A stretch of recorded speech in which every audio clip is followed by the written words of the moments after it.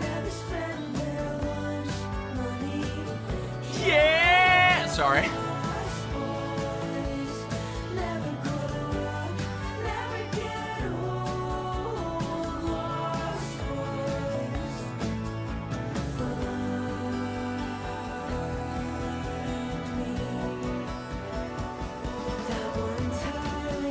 All right, here we're gonna go to the second chorus here, though, because we already reacted to the song in a previous stream. I'm sure a lot of you guys were already in that stream, right? So not too much to like. Don't want to waste too much time re-reacting to it, but you know, my thoughts overall.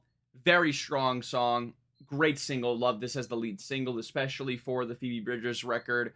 And yeah, the lyricism I feel like is super well done as usual with Phoebe Bridgers.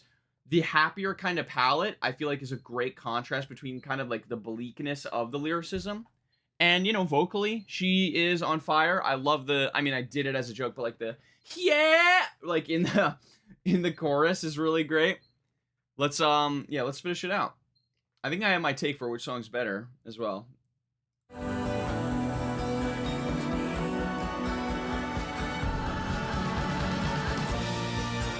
Oh yeah, and the instrumental build is incredible as well.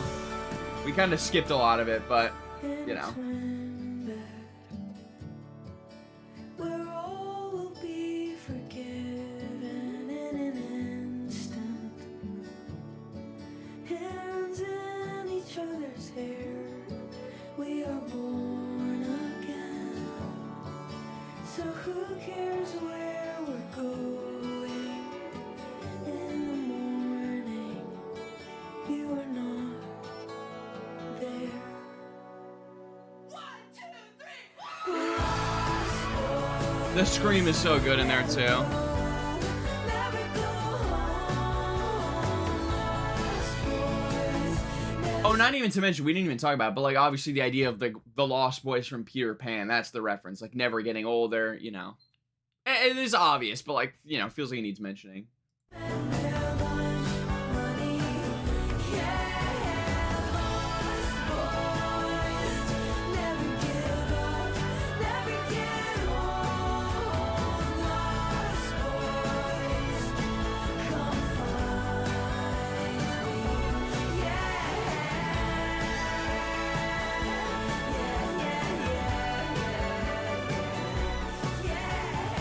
Yeah, then we get this nice outro as well. Another fade out, funnily enough. Okay, let me get the poll ready as well.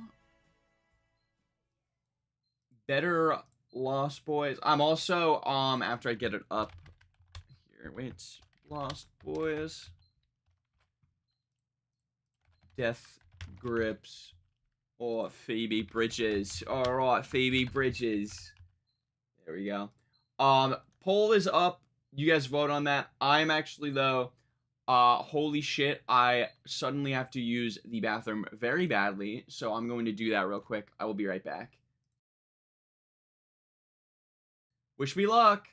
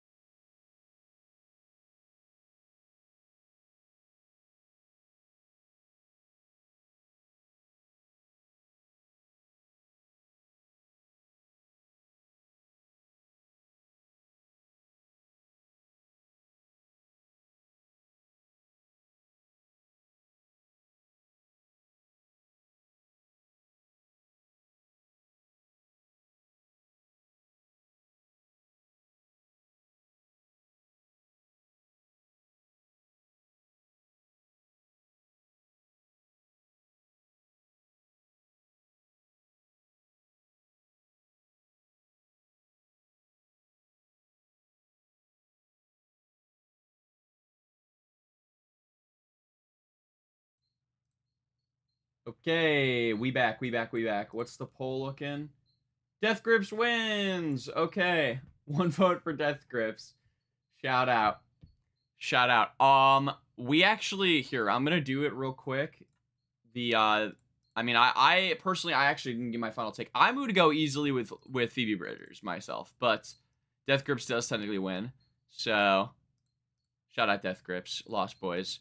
Yeah, we have some very actually here. Oh my god, this last bit. Unhighlight, please, Lord. There. Holy fuck, that was annoying me for some reason. But okay, we actually have some very unfortunate news that funnily enough I learned while I was in the bathroom. There have been reports recently of Dolly Parton passing away today at the age of 80. I'm gonna try to get it up, but it looks like it's been all but confirmed here, because I think even Wikipedia has updated it. Okay, well, it's not loading, so that's a great start. Please, will we load tab? Oh. Yeah, hello. Oh, well, don't freeze now. Come on, baby. We're okay. Yeah. It's looking like it. Dolly Parton, country music legend, dies at 80. Oh, man. Yeah, very sad. I mean, you know, I'm not going to say like I was a Dolly Parton super fan or anything like that. A little bit out of my demographic, but everything I heard about her seemed like a really nice person. Truly did want to make the world a better place. Did a lot of philanthropic shit. Really did a lot for country as well. Even fashion, I believe, she was involved in. Truly everything I've heard of Dolly Parton, which is very rare to say about a celebrity, everything I heard about Dolly Parton was nothing but good stuff. And just nothing but how awesome and amazing and talented she was. So, yeah, to pass away, even at the ripe age of 80, is it's always sad, right? So, yeah, R.I.P. Dolly Parton, of course, felt the need to mention, because obviously, as a music channel, Dolly Parton, you know, a very important figure in music history, goes without saying, of course. But yeah, rest in peace, Dolly Parton.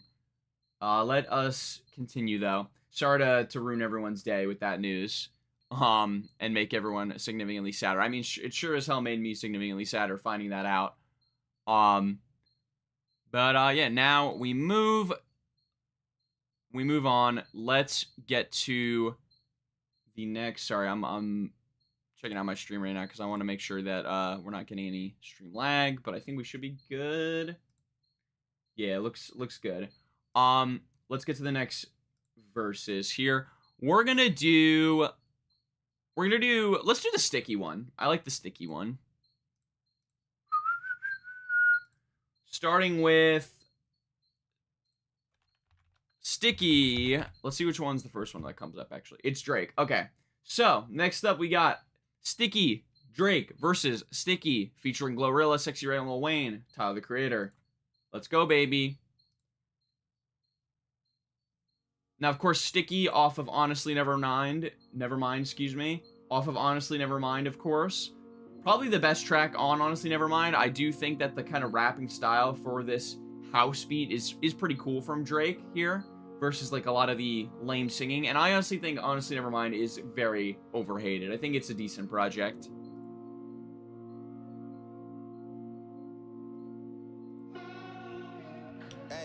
It is Drake, so there's some classic weird lines, you know? We'll get to some.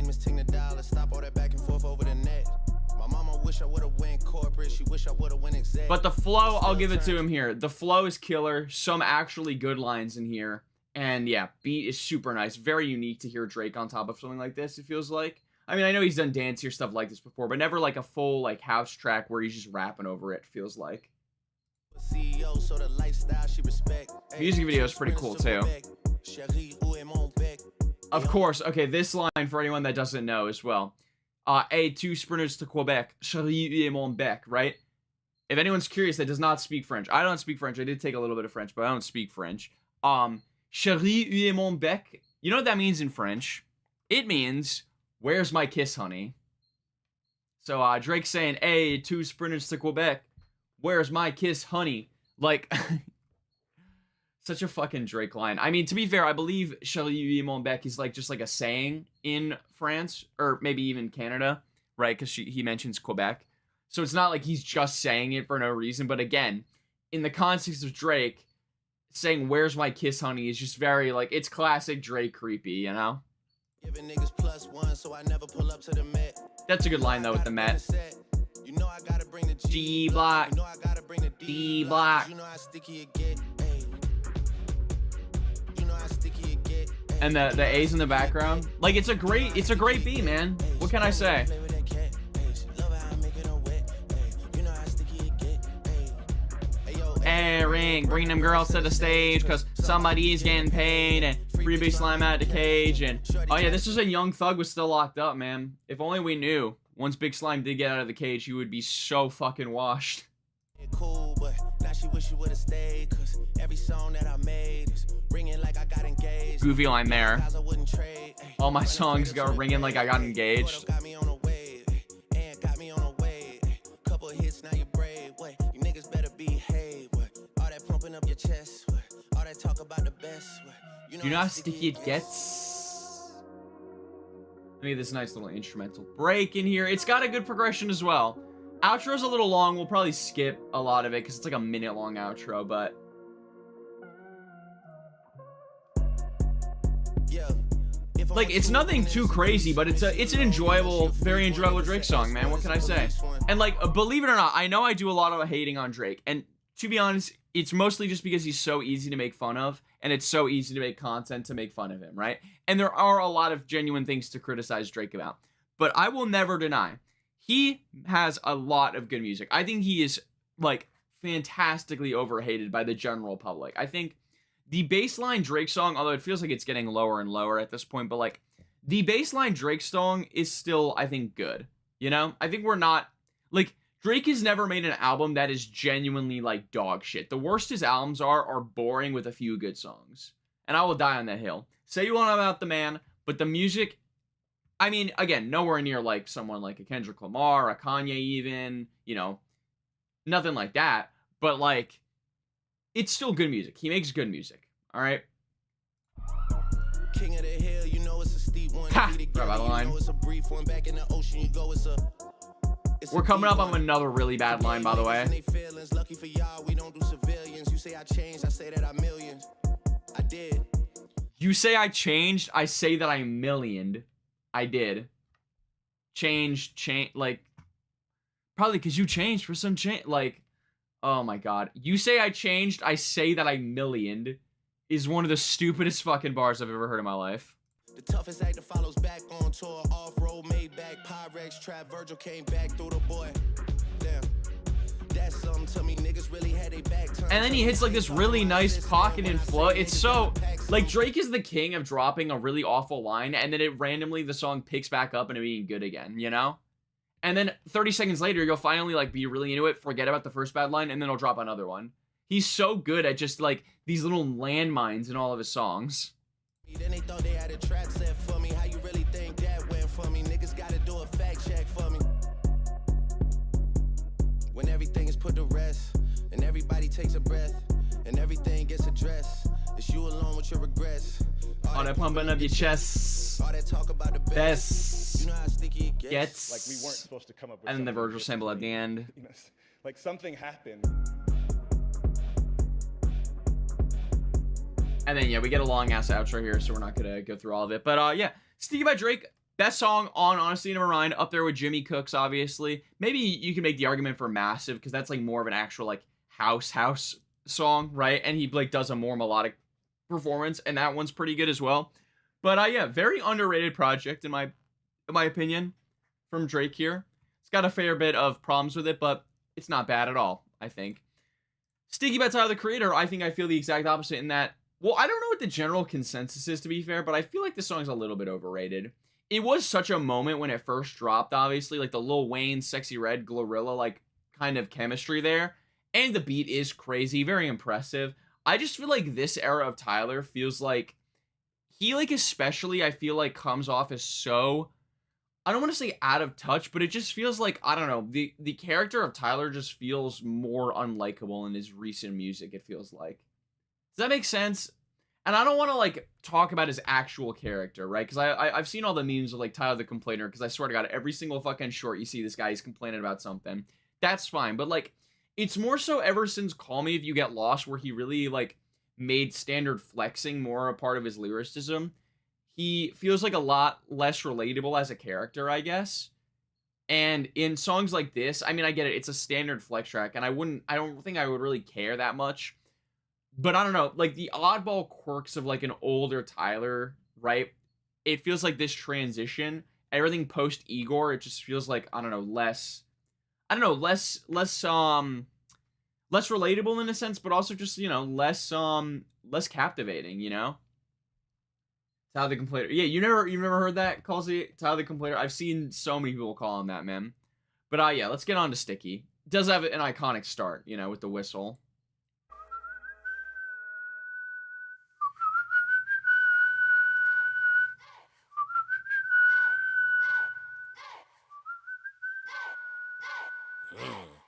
Poppin' that shit, get your hit quick, fast. All right, I will give him this, though. This whole album, the vocals are really, really fun and creative and all that. Like, I really like all that stuff.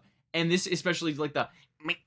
Like, that in there is so strange, but I love it. We'll run it back, but... Niggas poppin' All right. up in that shit, get your hit quick, fast. Like, what is he doing, bro? Gas. Pop that shit like I'm popping some gum. Who the fuck you talking to, ho? I ain't the one. It's getting sticky. Bitch. There's a clip of me. I gotta find it. I'll put it in post. But there's a video of me doing this to my dog where I'm just like, it's getting sticky, sticky, sticky. And he's so confused. Poor little guy. He's so confused. Getting sticky, sticky. This song live was also insane. I'll give it that. Sticky, sticky.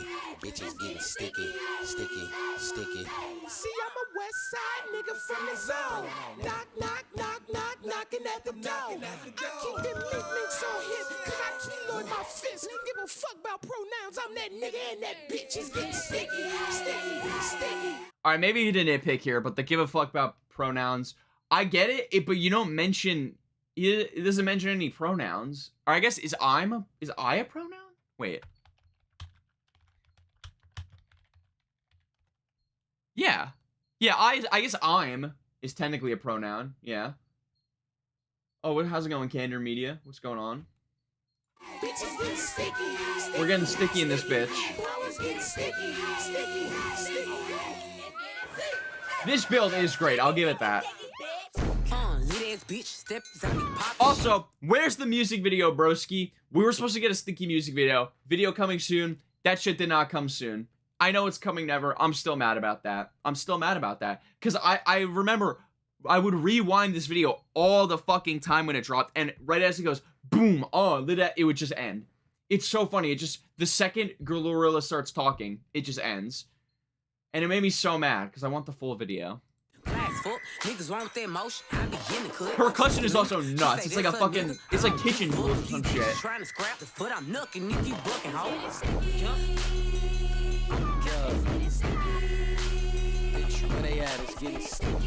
I wish Wayne's verse was longer is the thing.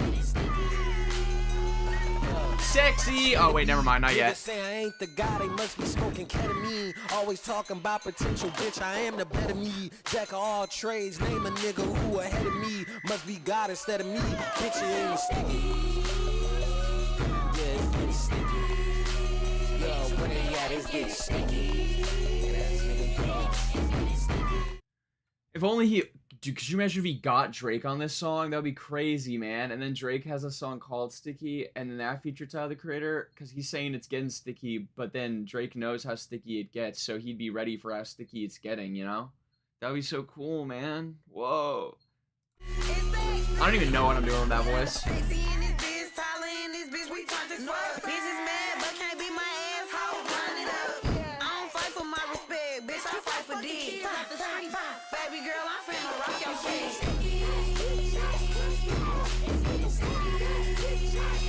We're gonna go to Wayne's part. It's getting sticky in this bitch. I will say I do. Sorry to pause so quick, but I do like in between all these verses. There's the it's getting sticky chorus. Like it's a good way of like kind of it's a good like bookend for each of the verses, right? Especially I've seen you guys have seen those remixes too, where it's like sticky but everyone's included, where you have the sticky chorus and then there's a new verse every single time, right? Wasn't Cardi meant to be on Chromacopia? Yes, I believe he was on. Well, he is on. I think on physical releases, he's on Thought I Was Dead instead of Schoolboy Q. But then he got taken off. There might even be some beef there. I'm not sure. It's fucking Cardi, so probably.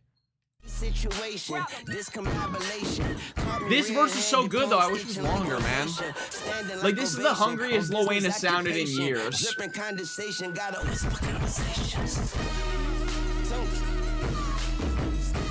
Also, second half is so overrated. I hate the what the beat turns into. I'm gonna be real. Grab that mop. I got something, bitch. Better find a mop, it's getting sticky in this bitch. Better find a mop, it's getting sticky. Like it's just a fucking trombone, and that's I don't know. It loses so much energy here, in my opinion. Like, and here we'll like go to like this part. It doesn't hit for me. I don't really like it. Nigga sour. I could fit 10,000 in these trousers. But that pillow talking, stay away from coma. Yeah, that is in fact the whole Wayne verse. Yeah. All the Bob bitches know the fuck is going down. That's a bet. Skip the sex, ride my face, break my neck. Fuck. That was a crazy line though, to be fair. That's a bet. Skip the sex, ride my face, break my neck. Jesus. Swinging like Chad, fuck that aiming by hitting everything that's in my way. Fuck what they talking about. I've been getting off like holiday. I do like the little like in the beat though. Bank accounts, Louis V, say my name. We ain't worth the same amount. And again, I think I said it, but yeah, one thing I'll always give Tyler, especially in this new era, he's really good with the vocal like intonations. He puts a lot of effort and creativity into his vocal inflections instead of just kind of doing the classic like gritty deep rap voice that he was doing in a lot of his earlier stuff, you know? Very creative in that department. It just feels like lyrically not as like I don't know, just the stuff he has to say on like these flexing tracks, to be fair, because you know there's a lot of lyrical content, you know, about more personal stuff in this whole album, but just something like Sticky, I feel like the flexing bars, I'm just not here for it as much anymore, you know? We'll finish it out here. I think Sexy's verse not that good. It's so short though, you know? Sticky.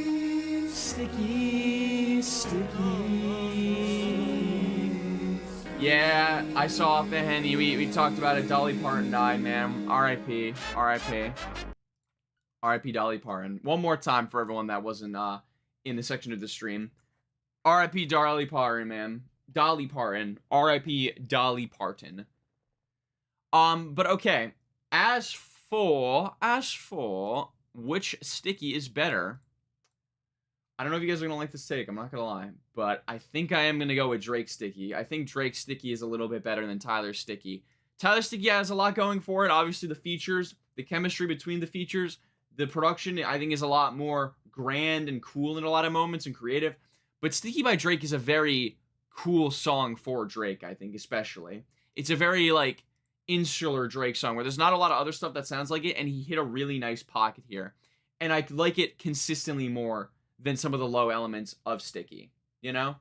Still a banger, though. This is a really tough matchup, in my opinion. Let's put the poll in as well. Who has the better Sticky? Before I forget.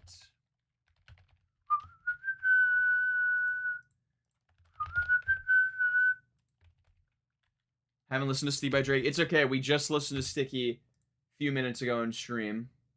So, when this becomes a highlight, you can watch it or just go back like 10 minutes of the stream and you can see the Sticky listen. All right, Tyler's winning. 1 vote. We got 3 left now. 2, 3, 4. Yes. We're gonna do. Let's do the Come Together now one. Then we're gonna do Come Together. Then we're gonna do Gold. Then we're gonna do Solo. Sound good? All right, 2 votes for Tyler. I'll keep it going like 15 more seconds here. It's getting sticky. Bitch, it's getting sticky.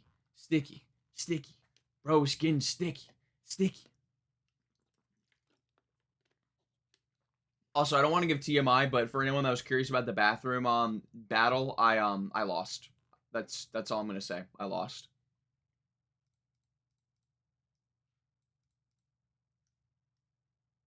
All right. We'll close it now. Sticky wins 2 votes to 0. I don't know what I was expecting, but yeah, not a tie yet, which I appreciate, guys. Thanks. How we doing?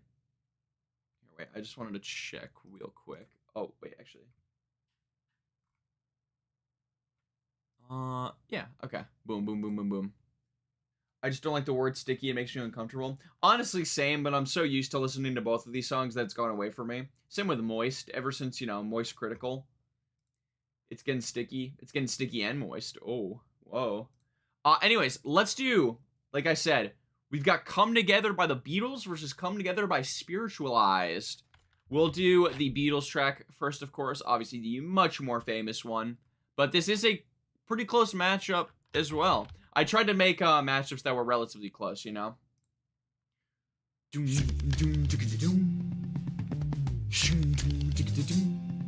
Such a weird start to a song. I mean, really only the Beatles could do some shit like this, right? And again, I'm not gonna call myself a Beatles super fan or anything like that. I still gotta do more Beatles, like, lore, you know?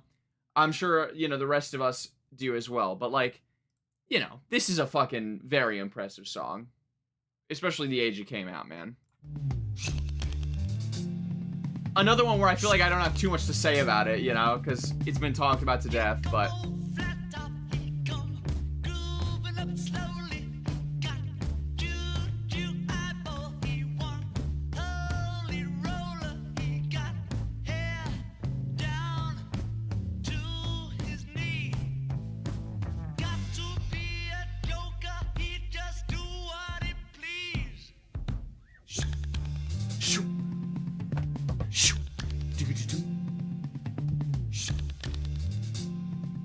Very just like bassline is so sick and the percussive elements. It's like it's crazy that these guys didn't grow up like as musicians, you know? Right? Like they just kind of like they didn't know how to read sheet music or any shit like that. They just kind of went, man. It's cool. It's really cool.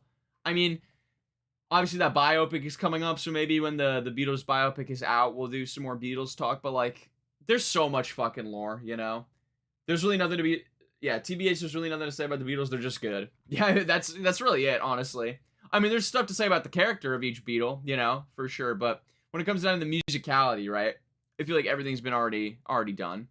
I will say, Abbey Road, this, like, medley that they end the album with blew my mind when I first heard it, man. Very, very, very crazy.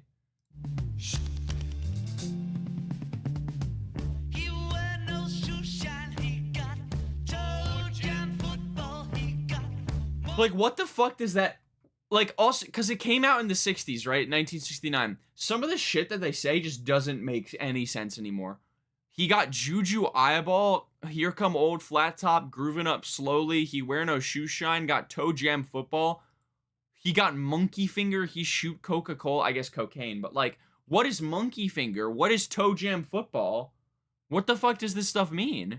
Walrus gumboot? What's going on?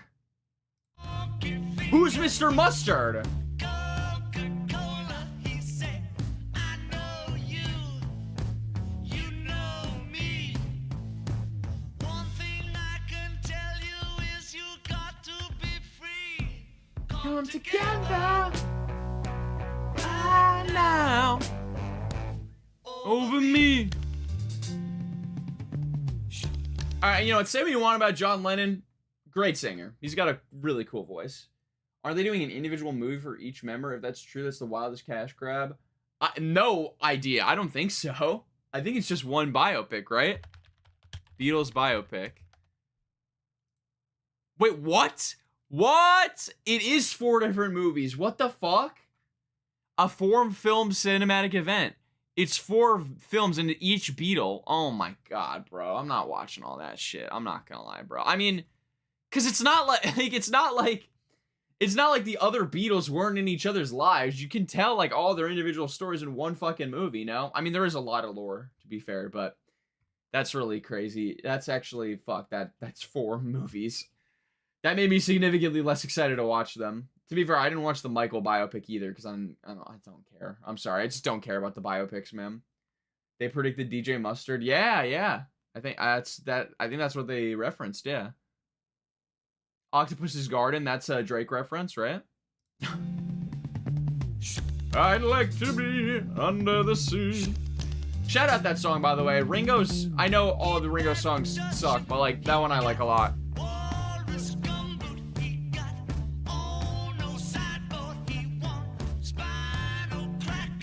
Also, there's a Yoko Ono reference in here. I didn't even catch that.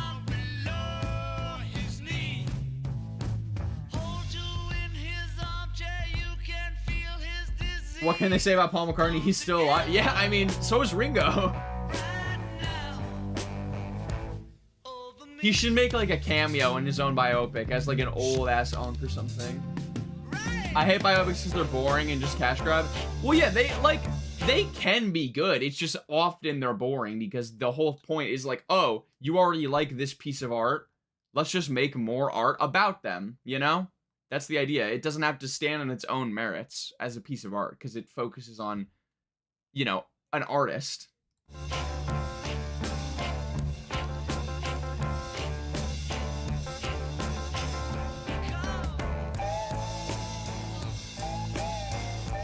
God, don't do drugs, kids, but like I will say, I have like my biggest regret in life, truly, and I don't want to be like one of those like, oh, I was born in the wrong generation, but like, dude, if I could have gone back to the 60s at like Woodstock and like, not gonna say what I would do there, but like if I could go back, oh my God, come on, like that would be like a peak human experience right there.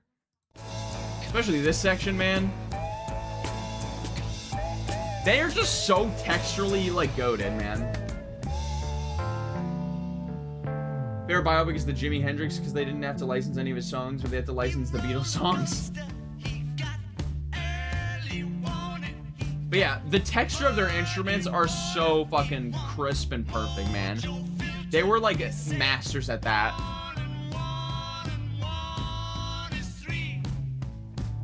Facts. Come together right now over me. It's so mischievous too. Such a strange opening for this album as well. I always think about that, like this is the first song on Abbey Road. And I feel like no other song could be the first song, but it doesn't make sense, but it does at the same time. It's a great piece here, man.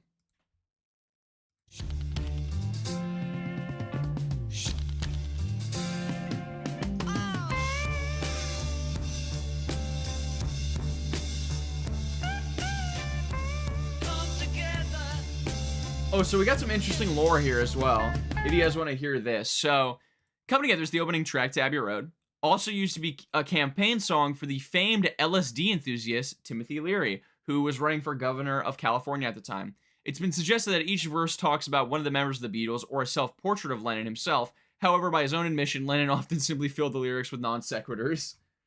Isn't it crazy though that the Beatles were so fucking loved and like, I mean, at this time, they were so goddamn goated that they were kind of like what Kendrick is now. Where, like, even if Kendrick says like random bullshit, people will be like, no, there has to be a meaning. There has to be a deeper, like, triple entendre, you know? They just had that aura. And then their fucking songs are called Mean Mr. Mustard and, like, She's So Heavy, you know? Shout out Golden Slumbers, man. That's such a good song.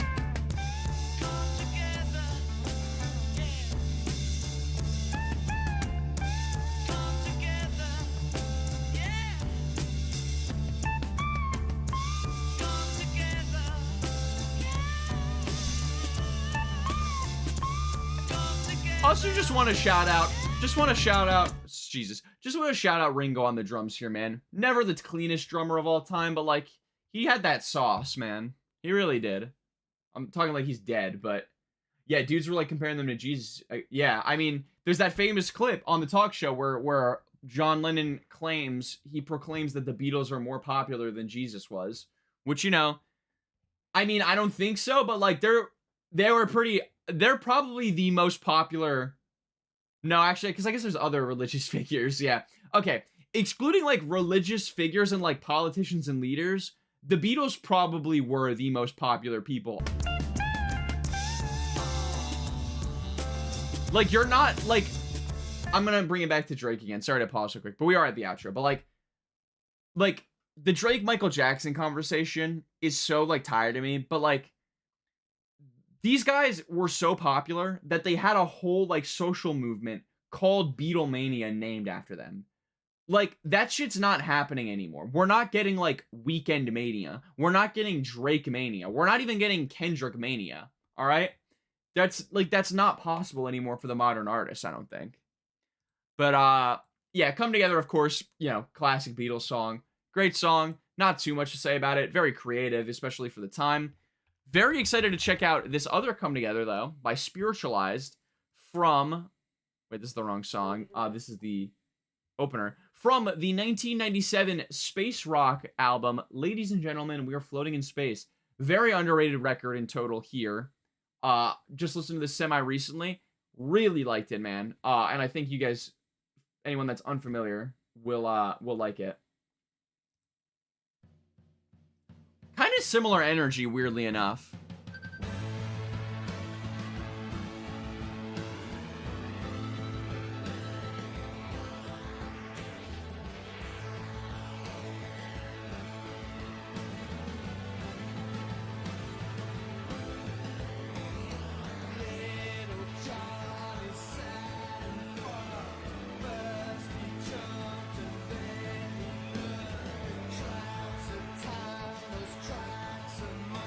Crazy how they became the biggest ever in the 60s, where they had limited ways to promote and become famous, but they didn't, and it's never been top. Well, yeah, like, back then, though, the thing was, the forms of promotion, because we didn't have, like, the internet and stuff like that, I feel like I mean, it's hard to, like, wrap your mind around, but, like, just the way culture kind of grew and evolved was so fundamentally different than it does now. You know, like, if I wanted to talk about Come Together by the Beatles back in the 60s, I'd have to, like, have, like, a radio show or, like, fucking write a book about it or, like, appear on TV. But, like, nowadays, I'm just a random fucking 21-year-old dude in the middle of nowhere, and I'm streaming to people that are in, like, other fucking continents, you know? Like, I remember we had, I don't think he's here, but we had that guy from London, Soul Controller, shout out. I believe, did get that massive, stayed that massive, you know?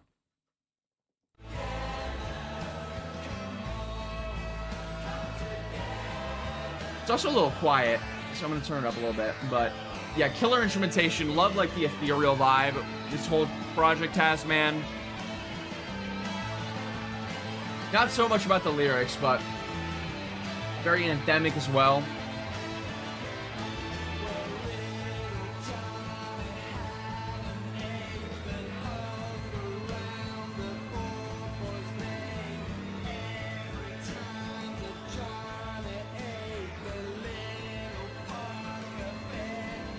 Don't really know what it's talking about. Maybe like drug addiction, potentially. But yeah, I'm not gonna lie. This song I don't really listen to for the lyrics, like I'm saying, you know? It's more just for like the kind of world that it puts you in.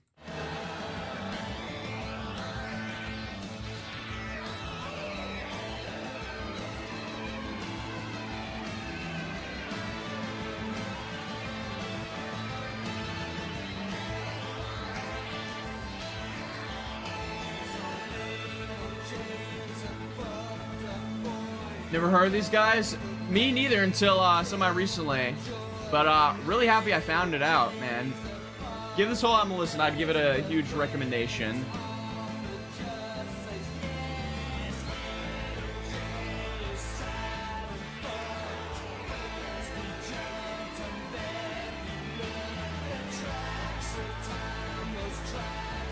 Maybe like Pink Floyd-y a little bit. If I had to like compare it to anything, I guess like space rock-ish, you know?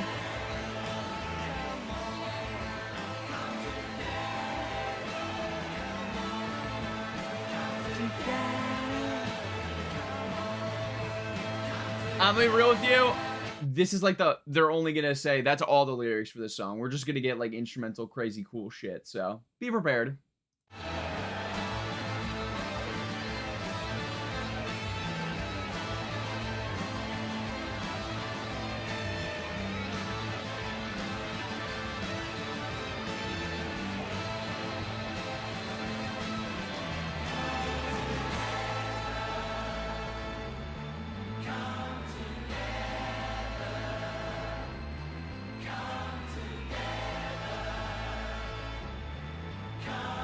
Okay, a lot of the songs a bit repetitive. Yeah, I think that's fair. Honestly, I did pick this obviously because it has the one with the Beatles, but this is nowhere near my favorite track on Floating in Space, for sure. And I feel like I will say the repetitiveness, it is a common theme with this album for sure, but a lot of it is like, it's kind of like I don't want to say it's like an electronic thing, but it's more like, you know, the classic song structure where it's like a very repetitive chorus or like lyrics. And even in like a sense of like a repetitive instrumental, but the instrumental builds and flows over time in very cool ways. And it's here a little bit more subtle, I'll give it that. But I mean, you can even hear like in certain moments, the instrumentation changes. And it's more about like that, I think, is the focus, you know? If anything, I would say, we're not going to listen to it, but if you're not feeling this one, give the first track on this album a listen. I feel like that probably the best track on the album, and it sets it up fairly perfectly, I would say. But I really like the chant energy of this one. Yeah, and you can even hear like the... Alright, well, fuck me. There was a clap in there. We heard it. There it is. Yep, yep.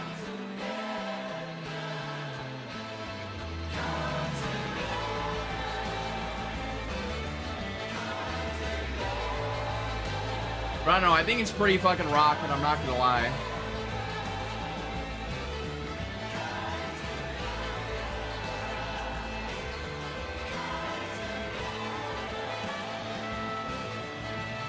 Like, even that little horn in there, and all the vocals, like, fading on top of each other, I think it's very cool.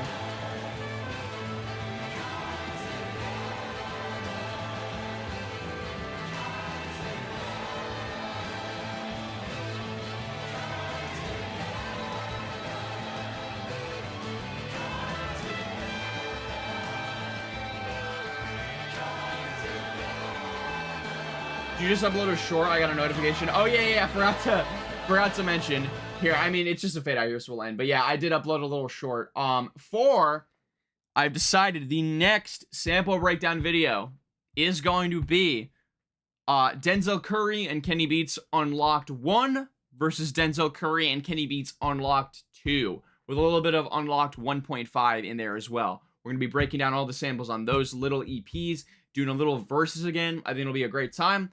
New Denzel Curry project. I've been constantly spinning it. Love it really, really badly. Love it really, really, really, really, really badly. I don't know why that sounds weird when I'm saying it, but I loved it a lot.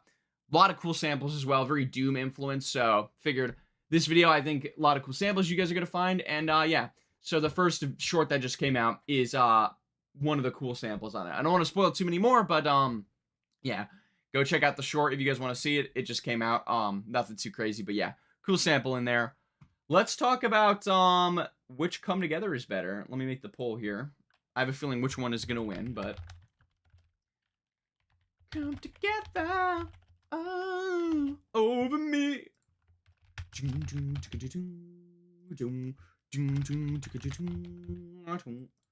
There we go.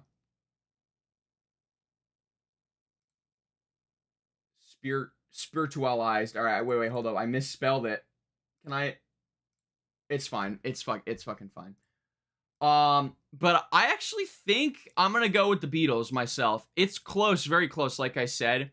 But Come Together is not one of my favorites on Ladies and Gentlemen, We're Floating in Space. And Come Together is probably, I guess, one of my favorites on Abbey Road. Both great songs here, though. Come Together, though, has that, like, classic, you know, iconic, classic, legendary status that Come Together by Spiritualized just simply does not. I did see we just broke 3 hours. Oh, it is actually 50-50 right now. Okay, W. So I took out Gold by Brockhampton versus Gold by Derby. We're probably going to save that for another one of these types of streams. But yeah, so our final one, we talked about it a little bit last stream. You guys already know my take for which one's better, but we got Solo by Future versus Solo by Frank Ocean. All right, I guess we'll call it a split. Looks like 50-50. 2 votes. Shout out to 2 people in chat that disagree with each other. But yeah, so we're gonna conclude with the classic. I feel like this is the most popular, like, songs with the same name, which one is better, like, format, right? Solo by Frank Ocean versus Solo by Future. Both, honestly, 2 songs up there as, like, best song in each artist's respective catalog, for sure. I wouldn't personally say either, but like it's a conversation for sure. We're gonna start with Future though. 20-ounce steak. Can't fit it on a plate. Of course, off Hendrix. Best production on Hendrix by a mile. Hendrix is super underrated as well. I wanna let you down. I wanna let you down. Also, almost 1 billion streams. Isn't that crazy? I wanna let you down. Like, I'm sorry, he's so good with melodic performances. People that are like, oh, I only want Future to make bangers. You don't understand, bro. R&B Future, different level, man. Different level. See how we living. I'm trying to keep it simple as possible. You know what I do? You know what I do. Get your Gucci on sight. Rolling on ice. Get first class flights. You're riding like a bike.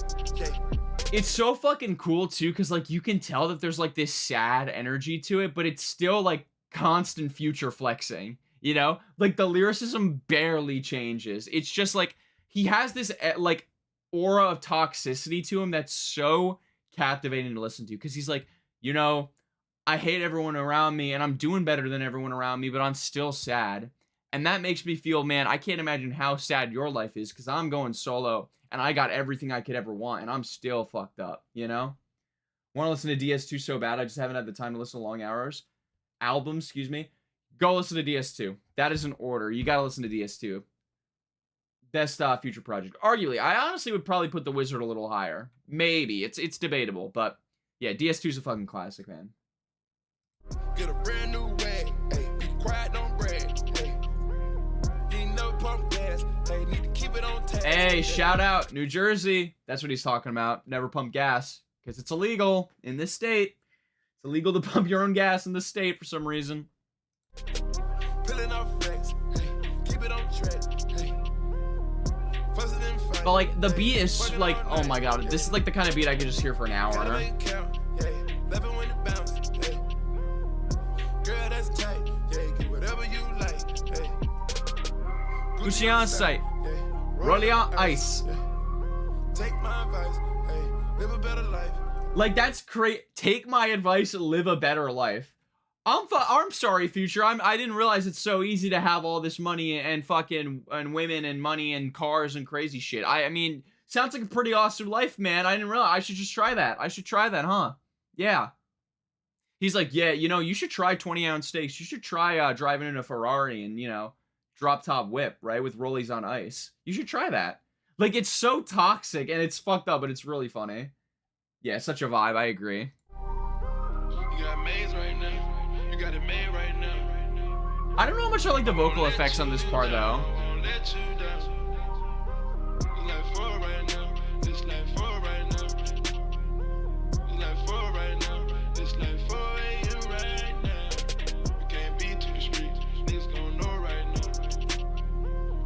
And the drums have such a great pace to them, too. They do, like, just enough to keep the song going, but they're not, like, overbearing, too, you know? I'm solo now. Shout out Dre Moon, man. Fit it on a plate. Jumbo shrimp, hey, straight at the lake, hey. Sleeping on the boat, hey, wake up, take dope, hey. Hey. You don't want no smoke, nigga don't want no starch, hey. We gon' put it on the hood, hey, before we put it on God, hey. I'm not gonna lie, I did actually deadass forget how long this song is, because we are only halfway through. Maybe a little bit of a hot take to say it, little too long, potentially. I don't know. I mean, I forget. There's the bridge coming up, to be fair. So yeah, never mind. Maybe we'll see. Hey, you got maze right now. Right, these hi-hats. Yes, I remember these now. It's been a minute. Apologies.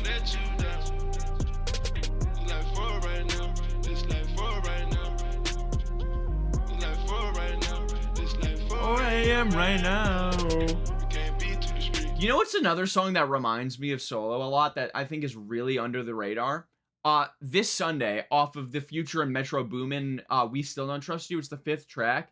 he does the Feel No Ways interpolation too, and this is like in the midst of his beef with Drake, and it's got like similar vocal effects and production, but Metro like really beefs it up too. Very good song. Honestly, probably the best on there.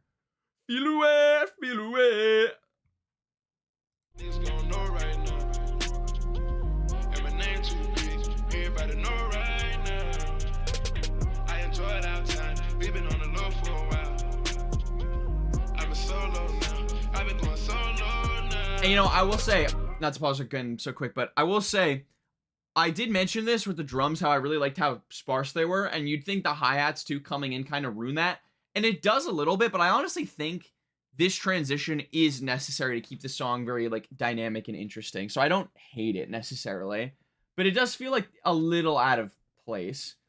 This will be a tough round. Both these songs are so good. I think both of these songs are very good, but I don't think it's a tough round. And I think you know which side I'm leaning towards. Given last stream, you know? Everybody know right now.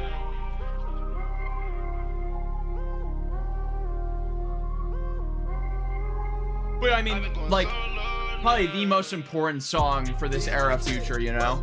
Ain't got bags. I won't let you down, bet I won't let you Who now? Bands on your tag. Ain't got bags. I won't let you down, bet I won't let you down. I don't wanna let you down, I don't wanna let you down. Alright, and then yeah, we just got this long outro here. I don't wanna let you down, I don't wanna let. I've been going solo now. Yeah, a little bit long, I think. What's up?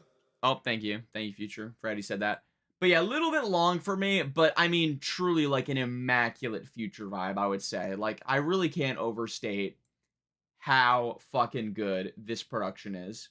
And like, it's just such a legendary Future song. Like, you take away Solo from this man's catalog, and he's a different guy, you know? But I mean, again, all of this to say, like, bro, I'm not gonna lie, it doesn't even stand a chance. Hand me a towel, I'm dirty dancing by myself, going off tabs of that acid, form me a circle, watch my Jagger. Like, come on, bro. Sorry. I just ruined the intro of this song by rapping along with it. I didn't even rap along with it, I like spoke along with it. But I mean, come on, like, it's Solo by Frank Ocean. Like, this album's so goddamn good, man. Hand me a towel, I'm dirty dancing by myself, gone off. We just listened to it last fucking stream too, and I'm gonna listen to this whole song again. Might lose my jacket And hit the solo one time.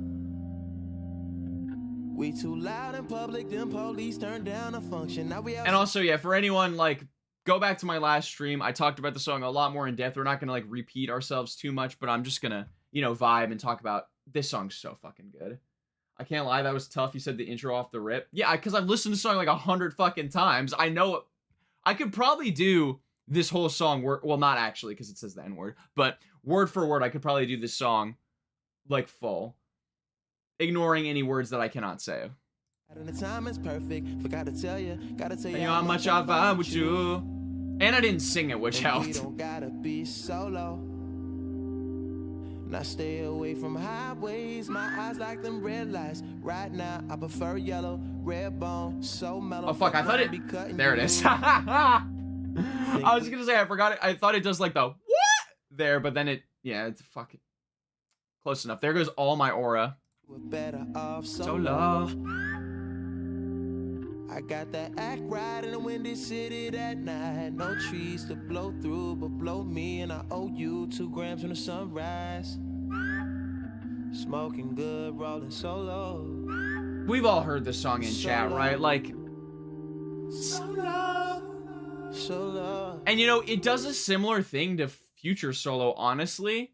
Like, obviously, Solo, it's all about, you know, both of them are about being solo. But, like, the way Frank Ocean approaches it with his lyricism and his vocal, like, first of all, undeniably way better vocalist than Future.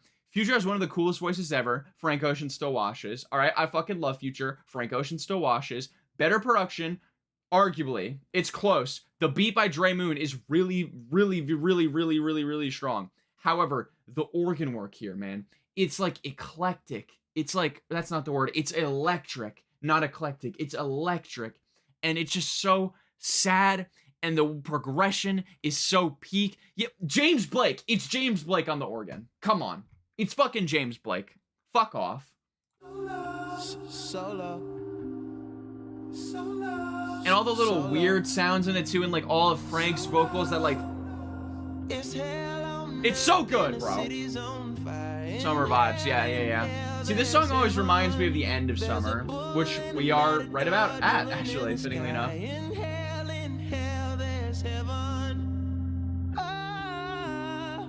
Sorry.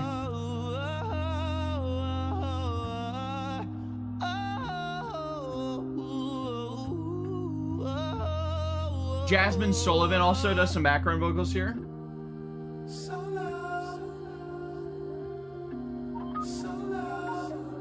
And it's, alright, I'm not gonna lie too, the Future solo song, it is sad. It's a sad Future song, you know? He's going solo, 20-ounce steaks can't fit it on a plate. I'm so sorry, I love that line so much, I keep repeating it. But like, come on, man. The way he flips the solo verses, and then in the chorus, inhale, in hell, there's heaven, man. There's a bull and a matador dueling in the sky, looking at the stars. Oh my god, bro.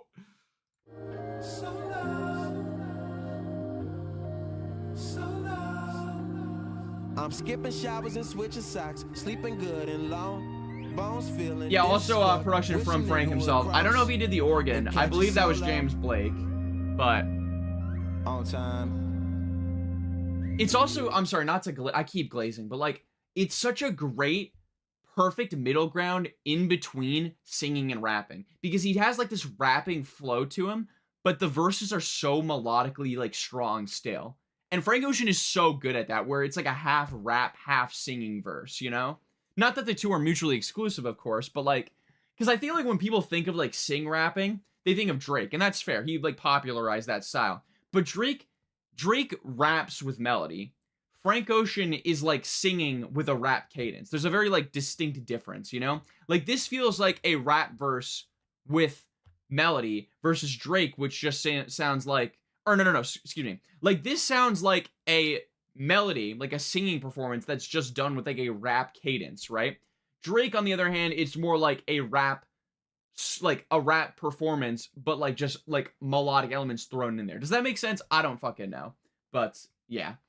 Found out recently that Kenny Beats co-produced JPEG Ultra. Yeah, Kenny Beats was on that. Shout out Kenneth, man. He's been really running it up with the production. White leaf on my boxers, green leaf turn to vapors for the low. And that mean cheap, cause ain't shit free, and I know it. Even love ain't, cause it's not cost. That clinic killed my soul. But you gotta hit. Wait, I actually just realized no way. This actually changed everything I knew about this song. I thought he said even love ain't cause it's sunk cost, that clinic kill my soul.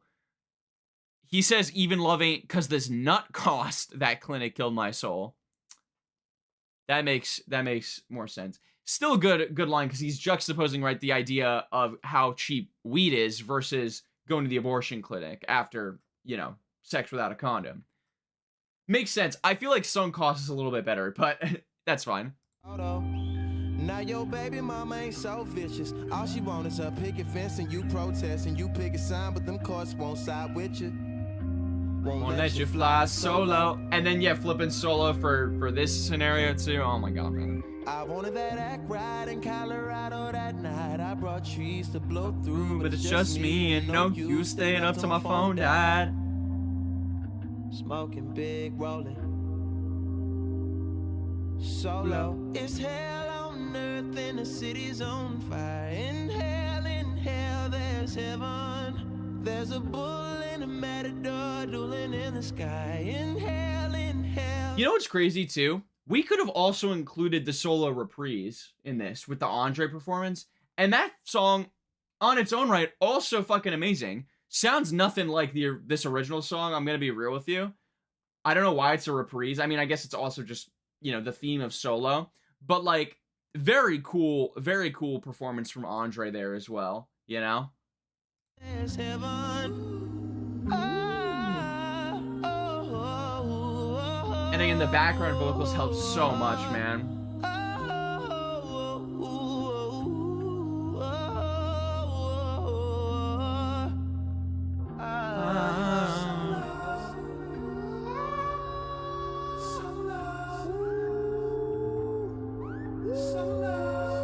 by myself. Sorry. By myself. So low, so low. And again, Frank, he's so good at just like these weird, like little background riffs with his voice, like the like in the distance, and it adds so much character. He does this a lot on Blonde with these little background vocals, and it adds so much to like just the fullness of all the songs, you know. And like here, especially, it's like this. It gives me again this like young love kind of vibe, right? Andres on both Frank albums, damn, yes sir, yes sir. Of course on Pink Matter as well. Butter knife, what a knife anyway. So low, By myself. so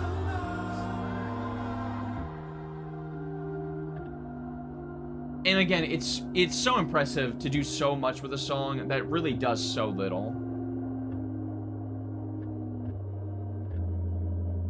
Yeah, not including Endless or Nostalgia Ultra as well, yeah.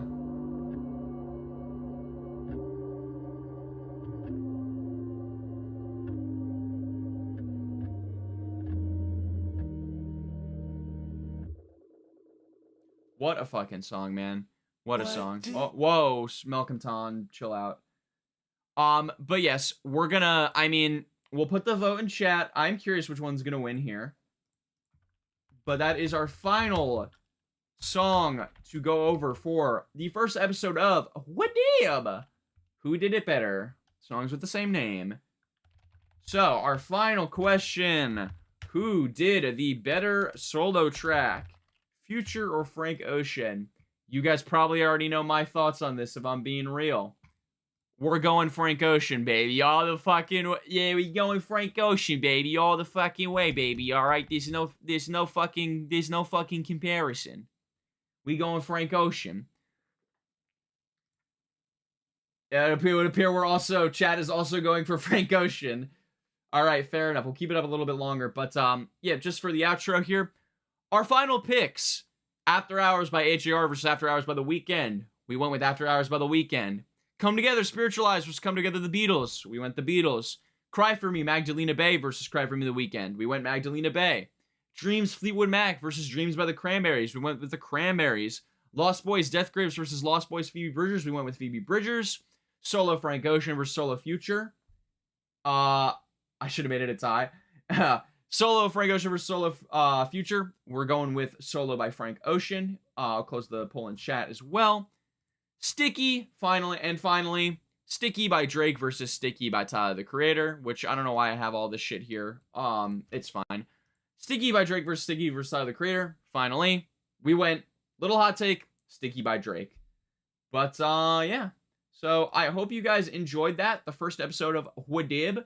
Get excited for future episodes coming soon, of course. We're going to be doing songs with the same sample. We might even do songs with the same length, like, exact, like, time length, right? Maybe albums with the same length we could do as well. Obviously not listening to the whole albums, but, like, you know, talk about them. A lot of fun ideas I think we could do it in this kind of format. Let me know if you've got any ideas. Of course, stay tuned for the new Denzel Curry video that will be coming relatively soon. I should say, obviously, a lot less samples than Status of the Music, so it shouldn't take as long. But we also are going to be back tomorrow. We're going to be reacting to a very interesting album by, let me find it on Album of the Year real quick, actually. Lists, best albums, here we go. That gives you a little hint. Right here, we're going to be listening to the highest rated album of the year besides Phoebe Bridgers, technically. We've got Trooper Salute with Tomodachi ga Imashita, Japanese indie pop, math pop, J-rock, progressive pop record. That's apparently really damn good. So, we're going to check that out tomorrow. I think it'll be a pretty fun time. No idea what I'm expecting, but I think I'm going to like it, you know? So, we've got that to look forward to tomorrow. Thursday, I'm not streaming, and then Friday, we're going to be doing, I think that's the new Prince album is dropping, and some other stuff as well.